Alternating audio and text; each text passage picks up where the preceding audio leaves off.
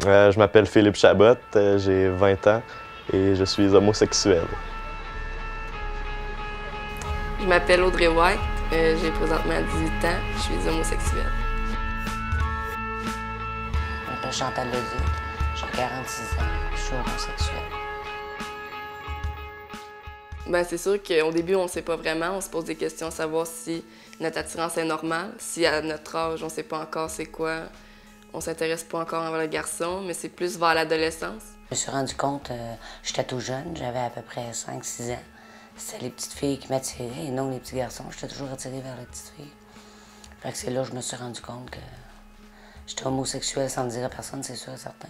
Je pense que tu le sais ou tu le sais pas. Là. Je veux dire, ça sent ces trucs-là. Puis c'est avec les expérimentations que tu te rends compte que finalement tu t'es pas trompé.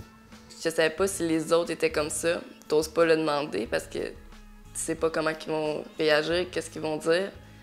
J'arrivais à l'école, je faisais semblant d'être au garçon. J'ai même eu des chums jusqu'en secondaire 5. Je faisais semblant de les aimer. Je me sentais pas bien avec ça parce que je me disais, mon Dieu, peut-être que plus tard je vais les aimer, je continuais de rester avec eux, mais non, c'était vraiment juste des bons amis. Mes relations ne duraient pas vraiment longtemps vu que j'étais pas vraiment à l'aise avec ça. Mais c'était difficile. Quand tu t'assumes pas pendant toutes ces années-là, c'est une vie, ben moi j'appellerais ça une vie d'enfer parce que c'est vraiment pas une vie que tu aimerais vivre. C'est un jeu, hein, tu te caches. La seule affaire qui me préoccupait, c'était vraiment que les autres le sachent. Je voulais pas trop que les autres le sachent, mais j'ai jamais comme été malheureux en dedans de moi d'être ce que j'étais, là. J'ai commencé à le dire à mes amis les plus proches. Après ça, je l'ai dit à mes parents, à ma famille. Puis là, tout a déboulé, là. Pas mal tout le monde a été au courant. Ça s'est bien passé, là. J'ai pas eu vraiment de mauvaises réactions. Tout le monde a vraiment été gentil. J'étais arrivée le soir, je suis rentrée dans ma chambre pour me coucher. J'avais une lettre sur mon lit. Ma mère m'avait écrit comme quoi qu'elle m'acceptait comme j'étais. Si j'étais bien avec ça, ben c'est ça qu'elle voulait. Elle en avait parlé à ma sœur, mais que c'était à moi de le dire à mon père puis à mon frère. Puis que si j'avais à parler, ben il était toujours là pour moi. Un jour, ma mère elle m'a demandé coudonc, tu te tiens toujours rien qu'avec des femmes? J'ai dit oui. Elle dit, t'es-tu lesbienne? Ben, j'ai dit, veux-tu la vérité ou des menteries? Elle dit la vérité. J'ai dit oui. Ça a été rough.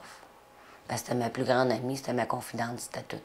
Je pense que c'est ma mère qui l'a pris le plus rough. Mon père, lui tout ce qu'il voulait, c'est ses enfants heureux. Fait que ça le dérangeait pas bien. Après mon coming out, j'ai eu une grosse libération. J'avais peur de ce moment-là. J'en avais tellement peur, tellement stressée que finalement, toute cette peur-là était amplifiée pour rien. Parce que je me suis rendu compte que c'est là que, dans ma vie, j'étais vraiment rendue qui je voulais. Je pouvais penser comme je voulais. C'est une grosse libération, là. T'as plus à te cacher sur qui que t'es puis sur quoi que tu vas dire. Tu vis comme t'es censé vivre, là. Je veux dire, t'as plus besoin de cacher des émotions, t'as plus besoin de cacher des trucs que tu fais dans le sens que t'aurais peur que les autres sachent que t'es gay, là. Pour moi, ça n'a pas été vraiment difficile, non. De le dire, c'était comme ça, puis c'était comme ça. Mais j'étais pas un enfant de 15 ans non plus, là. J'avais 38 ans, j'avais assumé ma vie, puis là, c'était à moi à m'assumer en tant qu'homosexuel, tout simplement.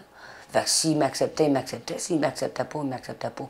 J'ai eu aucun rejet, là. C'est sûr que le cas des homosexuels, ça s'améliore, tu sais, je veux dire, les gens sont beaucoup plus tolérants puis beaucoup plus ouverts, là. C'est sûr qu'il y a encore du travail à faire, mais non, moi je pense qu'il y a vraiment beaucoup de changements par rapport à ce qu'il y avait avant, là. Je veux dire, dans le temps, si j'avais dit que j'étais homosexuel, je suis pas sûr qu'il y aurait autant de monde qui aurait bien réagi qu'aujourd'hui. Mais ça s'améliore. Quand on dit qu'on est rendu en 2011, puis il y en a encore qui se font tabasser à l'école. Les jeunes se font tabasser parce qu'ils sont homosexuels, ou ben non, ils se font traiter de fifs, puis ils le sont même pas. C'est encore plus blessant pour ces enfants-là. Ça, je trouve ça dur aujourd'hui. En 2011, là, je trouve ça vraiment difficile. Ça m'épate encore. Les deux bras me tombent à terre quand j'entends des nouvelles qu'il y a encore du tabassage, puis des jeunes qui se font frapper, filles ou garçons. Je trouve ça épouvantable. Je trouve ça...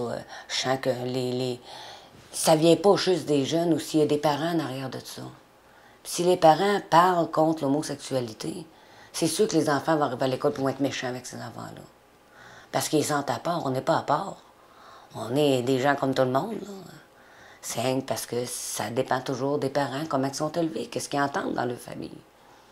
D'autres, chez nous, on n'a jamais entendu rien contre le monde qui se faisait traiter de tapette ou de fif. J'entendais pas ça chez nous. C'est pour ça que j'aime pas entendre le mot tapette ou fif aujourd'hui. Si le monde veut le dire, c'est eux autres qui s'abaissent bien plus qu'ils peuvent nous abaisser. T'sais. Mais ça, je trouve ça dur. Mais je me dis qu'un moment donné, on va évoluer. Tout dépendant de la région que tu es aussi. Mais il y aura toujours un tabou là-dessus, ça c'est sûr et certain. Parce que le monde, ils disent que les homosexuels, c'est vraiment pas du monde normal. Puis ça change pas, on est en 2011, ils disent encore ça.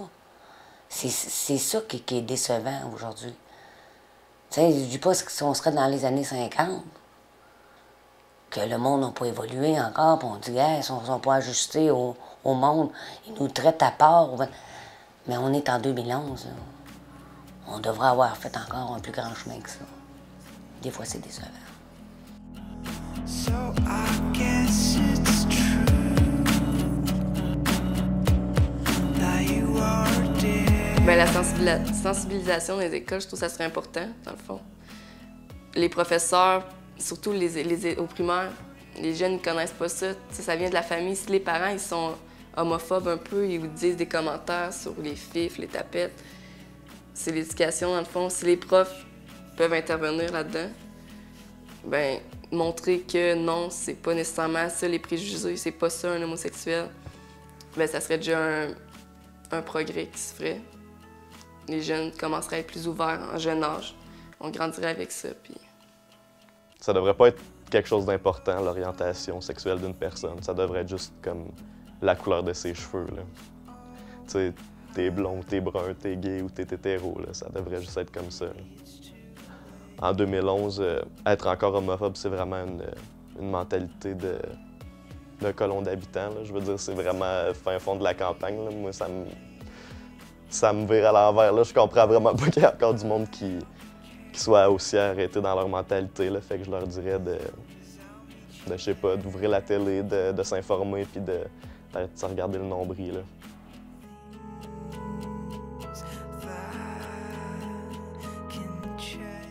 Pour moi, un homophobe, c'est quand même un peu un raciste. C'est quelqu'un qui a peur de la différence, puis qui veut pas nécessairement s'adapter à notre société d'aujourd'hui. Il aime une personne, comme moi j'aime une personne. Je serais pas plus heureuse hétéro. C'est sûr que des fois, c'est plus difficile côté mémérage, côté qu'est-ce que le monde peut dire de nous autres, nous traiter toutes sortes de noms, mais je me borde pas ben de ça parce que je me dis j'ai ma vie à vivre puis j'ai une belle vie. Mais je suis très heureuse. Je suis heureuse de ma vie. Je fais ce que je veux. Je fais ce que j'ai envie. J'ai une très belle vie. J'ai une famille d'accueil. J'ai une femme dans ma vie, ça fait 10 ans. Je suis en affaires, ça fait 3 ans. Moi, j'ai une très belle vie, moi. Je suis heureuse de comment que mon entourage l'ont pris, comment que ma famille l'a pris. Moi, comment je me sens maintenant. Je suis à l'aise avec ça. Quand on me pose la question, je vais le dire. Puis, j'ai aucune gêne avec ça.